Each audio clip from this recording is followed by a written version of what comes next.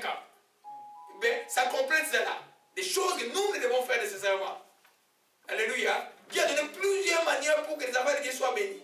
Alléluia. Alors quand tu as une vie sanctifiée, tu es déjà en communion avec Dieu. Alléluia. Écoutons un peu ce qu'un sanctifié de Dieu, qui était l'apôtre aimé du Seigneur, l'apôtre Jean dit dans 1 Jean 3, verset 22. Frère Nari, c'est toi qui lis beaucoup aujourd'hui, papa. 1 Jean 3, verset 22. 1 Jean 3. Ah non, commence juste à partir de... au verset 17. Je vais expliquer en profondeur ici là. Amen. 1 Jean 3, 17 à la fin. Oui, 17 à 22. Oui. Si quelqu'un possède les biens du monde et que voyant son frère dans les besoins, il lui ferme ses entrailles, comment l'amour de Dieu demeure-t-il en lui? Petit enfant, n'aimons pas en parole et avec la langue, mais en action et avec vérité. Amen. Par là, nous connaîtrons que nous sommes de la vérité et nous rassurerons nos cœurs devant lui. Car si notre cœur nous condamne pas, Dieu est plus grand que notre cœur et il connaît toutes choses. Bien-aimés, si notre cœur ne nous condamne pas, nous avons de l'assurance devant Dieu. Quoique ce soit que nous demandions, nous le recevons de lui parce que nous gardons ses commandements et que nous faisons ce qui lui est agréable. Amen. Amen. Les textes que je vais expliquer, c'est le verset 22. Je vais vous montrer les versets. Ces textes, j'ai reçu la révélation déjà, je crois, en 96. J'allais à Toronto dans l'autobus. Amen. Il dit, si notre cœur nous condamne, Dieu est plus grand que notre cœur, il connaît toutes choses. En d'autres termes, pour quelqu'un qui ne vit pas une bonne vie de sanctification, il dépend de la miséricorde de Dieu. C'est comme tu fais des prières d'explication. Quand on fait des prières d'explication, ça ne dépend pas de toi. La réponse des prières d'explication dépend de Dieu et de sa miséricorde. Des fois, c'est long. Amen. Mais celui qui a maintenant, qui obéit à Dieu tout le temps, au verset 21, il dit, bien aimé, si notre cœur ne nous condamne pas, nous avons de l'assurance devant Dieu. Et puis il dit maintenant au verset 22, quoi que ce soit que nous demandions, nous recevons de lui parce que nous gardons ses commandements et nous faisons ce qu'il est. Quoi que ce soit que nous demandions. Amen. Donc la vie de sanctification nous amène et permet à notre prière d'être efficace parce que Dieu va nous écouter. Alléluia. Dieu va nous écouter. Je peux compléter cela par le 1 Jean 5, verset 14. Nous avons auprès de lui cette assurance. Si nous demandons selon sa volonté, il nous écoute. Si nous savons qu'il nous écoute quelque chose que nous demandions, nous savons que nous possédons la chose que nous lui avons demandée. Amen. Et regarde-moi cette assurance. Qui ne peut pas faire cette prière là-dessus qui ne vit pas une vie de sanctification? Il ne peut pas être, c'est simple, hein? Quelque chose que nous demandons, nous savons que c'est pourquoi c'est les gens qui prient cela, Père, je te rends grâce pour quelque chose, et la chose est là. Parce que la communion avec Dieu est là. Amen. Souvent, l'ennemi a torturé les chrétiens pour que Dieu, il faut toujours combattre pour que Dieu nous donne. Quand tu as combattu ta propre chair, quand tu as vaincu l'esprit du monde, et qui t'émarge de la sanctification, amen, beaucoup de choses qui viennent de Dieu viennent tout simplement. Si nous demandons quelque chose selon sa volonté, nous savons quoi? Il nous écoute. Il nous écoute parce que nous lui pardonnons, n'est-ce pas? Alors si nous savons que quelque chose que nous avons demandé, nous savons que nous possédons la chose. Alors nous faisons quoi? Après, nous rendons grâce, nous allons louer comme nous allons louer aujourd'hui. Alléluia. C'est pourquoi l'ennemi fait à tout prix laminer votre état de sanctification. Pour que vous sentiez, quand vous avez mal fait, alors il va vous accuser. Pour que la foi vienne monter, ça va prendre du temps. Alléluia. Amen. Donc, Dieu écoutera ta prière. Amen. Dieu écoutera. Au lieu de courir sur des milliers de dollars, là, comme c'était déjà pour même détruire tout un pays, toi, sois sanctifié, Dieu te donnera plus que ça. Amen. Alléluia. Qui va être comme qui? Tu vas être comme Abraham. Oh mon Dieu, la suite, mon Dieu, je vais dans 15 minutes, je dois obéir, on doit louer aujourd'hui.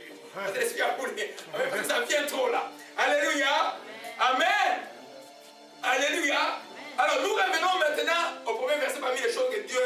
Parce que des fois tu enseignes, quand je reviens, l'Esprit m'enseigne encore d'autres choses. par écrit plus tard. Alléluia.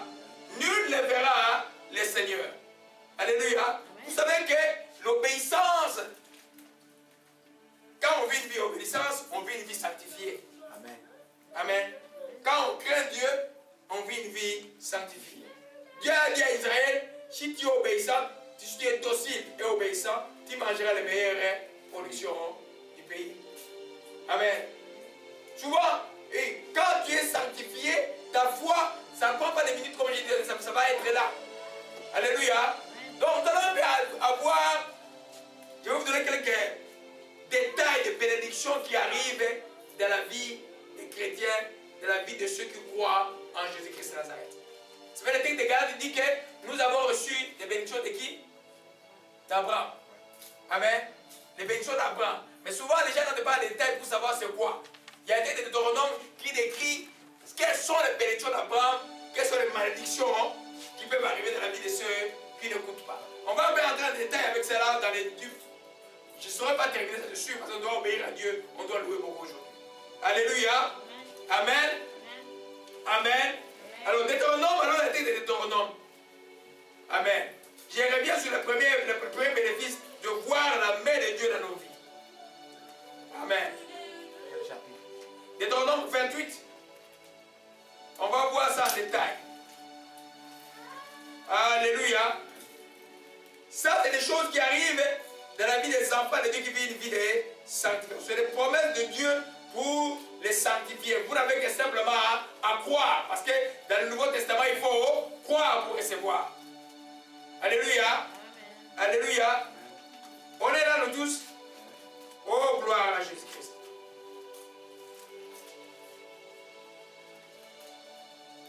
Amen. Amen. Deutéronome 28. Deutéronome 28 décrit un peu les bénédictions qui suivent la crainte de l'Éternel et les malédictions qui suivent la crainte de l'Éternel. Je peux vous dire que les bénédictions, les gens qui jouent un peu avec Dieu là, les bénédictions prennent simplement 14 versets. Les malédictions prennent 52 versets. Il y en a beaucoup. C'est beaucoup. On va avoir ça en détail parce que je veux pas que vous soyez secoués là. Je veux que l'année prochaine, là, c'est la puissance de Dieu. On ne va pas plus le temps à perdre là. Alléluia. Amen. La sanctification vous amènera à voir ces bénédictions. La Bible dit, on revient à voir le texte de départ, Hébreux 12, verset 14. Je vais revenir ce texte rapidement, avant de lire Deutéronome 28. Amen. Et pour toujours situer nos bien-aimés, des fois, quelqu'un va trouver juste une partie qui parle de ça, comme ça, les gens comprennent toujours ce qu'on dit ici. Amen. Amen. Recherchez la paix avec tous et la sanctification sans laquelle nul ne verra le Seigneur. Voir le Seigneur, nous avons dit, tu vas le voir sur cette terre, tu vas le voir aussi dans les ciels. Amen. Alors, tu ne peux pas avoir dans les ciels si tu ne le vois pas sur cette terre ici. Tu dois le voir dans les deux choses. Pendant l'Esprit m'enseignait hier, j'ai vu l'erreur des gens qui ont enseigné la prospérité. C'est vrai que la prospérité, c'est le message de Dieu. Mais la prospérité ne peut arriver que la vraie prospérité qui demeure de Dieu ne peut arriver dans la vie de quelqu'un qui a une vie sanctifiée. Amen. Amen. Sinon, ce n'est pas la prospérité. Ça, c'est la prospérité de Bill Gates et de tous les millions de ces mondes, ceux qui ne connaissent pas. Je ne sais pas si Bill Gates est chrétien, c'est Dieu qui connaît. Amen. Mais ce n'est pas de cette prospérité que nous parlons. Amen. La vraie prospérité de la prospérité d'Abraham, d'Isaac et de Jacob. Les bénédictions de Dieu, d'Isaac et d'Abraham dans nos vies n'arrivent que dans la vie de ceux qui ont une vie sanctifiée, qui vivent une vie mise à part pour Dieu, de séparation aux choses à ceux qui appartiennent au monde. Alléluia. Amen. Deutéronome, alors revenons maintenant à notre texte. Deutéronome 28 maintenant. Alléluia. Amen. Je vais lire. Si tu obéis à la voix de l'Éternel, nous pouvons le lire nous tous. Jusqu'à ce qu'on va dire, on va arrêter, parce que j'aimerais que tout le monde entre. On va lire, puis je vais commenter, et puis je vais revenir sur ça après. Si tu obéis à la voix de l'Éternel, ton Dieu, en observant, en mettant en pratique tous ces commandements que je t'ai prescrits aujourd'hui, l'Éternel, ton Dieu, te donnera la supériorité sur toutes les nations de la terre. Voici les bénédictions qui te répandront sur toi et qui seront sur ton partage lorsque tu obéiras à la voix de l'Éternel, ton Dieu. Qui sera béni dans la ville, qui sera béni dans les champs. Les fruits de tes entrailles, les fruits de ton sol, les fruits de ton troupeau, les porteurs de ton gros et de ton menu bétail, toutes ces choses seront bénies. Ta corbeille et ta ruche seront bénies. Et tu seras béni à ton arrivée, tu seras béni à ton départ. L'Éternel te donnera la victoire sur tes ennemis qui s'élèveront contre toi. Ils sortiront contre toi par un seul chemin. Ils s'enfuiront devant toi par sept chemins. L'Éternel ordonnera la victoire d'être avec toi dans tes greniers et dans tes entreprises. Il te bénira dans les pays que l'Éternel Dieu te donne. Tu seras pour l'Éternel un peuple saint, comme tu l'as juré. Lorsque tu observeras le commandement de l'Éternel ton Dieu, tu marcheras dans ses voies. Tous les peuples verront que tu as appelé du nom de l'Éternel et ils te craindront. L'Éternel te comblera en multipliant les fruits de tes entrailles, les fruits de ton troupeau, les fruits de ton sol, dans les pays que l'Éternel a juré de tes pères à te donner. L'Éternel t'ouvrira ton bon trésor, les ciels, pour envoyer à ton pays l'huile à son temps, pour bénir tous les travaux de tes mains. Tu prêteras à beaucoup de nations, tu n'en prêteras après. L'Éternel fera de toi la tête et non la queue. Tu seras toujours en haut et tu ne seras jamais en bas. Lorsque tu obéiras au commandement de l'Éternel que je te prescris aujourd'hui, lorsque tu observeras, tu le mettras en pratique, alors tu ne te tourneras ni à droite ni à gauche, et tout au commandement, je vous donne aujourd'hui pour aller auprès de notre Dieu pour les servir. Alléluia. Ça, c'est le bénéfice de... Vous voyez que tout cela définit un peu comme c'est une prospérité. Amen. Voilà, commençons au verset 3. Tu seras béni dans les champs, tu seras béni dans la ville, tu seras béni dans les champs. C'est pour demain, où que tu sois, quelle que soit la chose que tu feras, tu seras béni. Voilà ce que Dieu a dit à Josué 1, verset 8, simplement, que lorsque tu écouteras ma parole, tu seras béni dans toutes tes entreprises, où que tu sois. Alléluia. C'est pourquoi j'écrivais encore hier, mes bien-aimés, j'écrivais ceci. Amen. J'écrivais ceci, que la clé de toute prospérité est la sanctification. Amen. C'est la bénédiction qui suit les saints. Ce n'est pas les saints qui suivent la bénédiction. Amen. Parce que le Créateur est avec toi. L'élément ou l'instrument qu'il utilise, c'est toi, l'homme, la femme qui est là pour faire prospérer le royaume de Dieu. Tout ce que Dieu a besoin, ce n'est pas ton environnement, mais c'est toi. Et la clé, c'est la sanctification. Dans n'importe quelle sphère que tu sois. Amen. Notre frère a parlé disons, il dit cette parole pour la bénédiction d'entreprise. Gloire à Dieu. Amen. Il faut demeurer tout dans la sanctification. Et vous allez voir que cette entreprise, on va parler de cette entreprise comme on parle d'Apple aujourd'hui qui a commencé dans un garage. Alléluia. Amen. Dans la sanctification, tu seras béni dans la vie. Où que tu sois, tu seras béni. Alléluia. Amen. Vous savez que souvent vous avez les gens, il y a des chrétiens. On est arrivé à Montréal à l'époque ici, il y avait beaucoup de Congolais ici. À un moment, on dit à Montréal, il n'y a pas de travail. Les gens ont couru à Toronto. Et puis à Toronto, ils sont allés là-bas. Ça ne va pas, ils sont revenus à Ottawa. Et ici, ils vont à l'église chaque dimanche. C'est les chrétiens qui croient que l'environnement va déterminer leur avenir. Non. C'est les chrétiens qui déterminent qui transforment l'environnement. Alléluia. Vous avez jamais lu dans la Bible, il dit que les déserts verdiront. Qui connaît Israël, l'histoire d'Israël. L'Israël que vous voyez là, et les déserts qui ont verdi là, c'est une promesse de Dieu. En 67, c'était encore le désert. Aujourd'hui, il n'y a plus de désert là. Alléluia. Amen. C'est toi qui es le plus important. C'est toi, l'homme, la femme sanctifiée, qui est le plus important pour transformer l'environnement. N'importe quel environnement où on te met.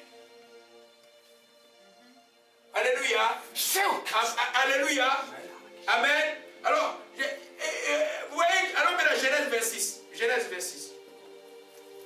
Alléluia. C'est pourquoi j'ai dit, si je commence aujourd'hui, on va pas terminer. On va respecter, on va arrêter à 40 là, on loue pendant 40 minutes. Il faut qu'on loue parce que c'est ce que Dieu a loué. On a beaucoup loué, on va encore louer. Alléluia. Amen. Tu commences à attaquer. Là, nous, il y en a qui font ce combat, que Dieu utilise les gens. Mais nous, dans notre combat, il est spirituel, il est sérieux comme vous pouvez voir. Amen.